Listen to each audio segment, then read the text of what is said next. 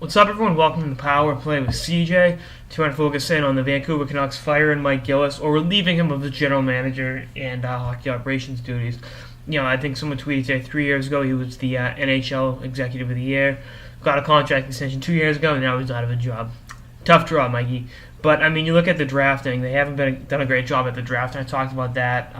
That piece I did earlier in the week, I think it was yesterday or Sunday, about their free fall in the standings. And, I don't fault Gillis for that entirely, but I do fault him for mishandling the goalie situation because, you have two number one goalies in Luongo and Schneider. Whatever way you cut it, there's two number one goalies there, and now they have none. And they got a pretty, they got a decent return for Schneider in a top 10 pick. Bo Horvath could turn out to be a pretty good player, but let's also keep it in perspective of, you could have moved Luongo and gotten the same return, held on to Schneider, and but that's is what it is. And I think, again, going back to the draft, Jensen's, going to be a pretty good player. I think Gaunt's out in Erie, is going to be a good player.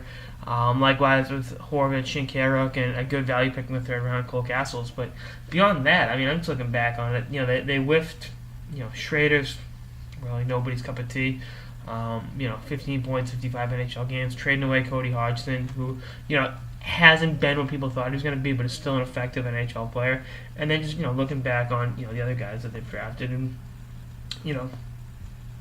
it's tough. And, I'm not knocking Cassian as part of that trade, but still, the lack of success in their draft picks has definitely hampered their ability to have to get them over the hump, proverbially. And, the closest they came, Luongo, and, gets torched 3 times in Boston, and the offense doesn't show up throughout most of the series. And I think they mishandled the Ryan Kessler trade this year. I would have had him moved at the deadline because you would have gotten more for Kessler right then and there, because the team trading for him would have had 3 playoff runs with Kessler. Now they'll move him at the draft in Philly. They'll only get 2 unless they re-sign him. But Kessler's not getting any younger. He's going to be 30 in August. Not that 30 means you're going to die anytime soon, but it's like, really.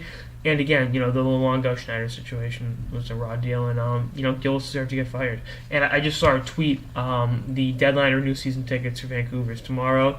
And with the activity by the fans, ownership felt that they had to do something because you're going to lose money. And I'm sure Vancouver has a waiting list for season tickets. They're a great hockey market, and the fans for the most part are great. But I think Tortorella is going to be the next head that rolls. I think it's going to be, I said this when the Luongo trade went down.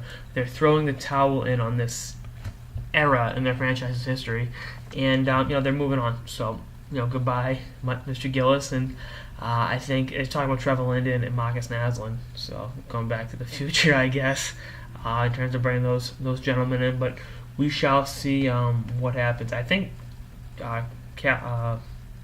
what's his name? Marcus Naslund might still be getting paid under the table by the New York Rangers. He walked away from a substantial amount of money when New York just so happened to need cap space. So something to think about. But anyway, that's all I got in this episode of the Power Play with CJ on Vancouver Fire and Mike Gillis. Stay tuned for more episodes for the season and beyond. Later, guys.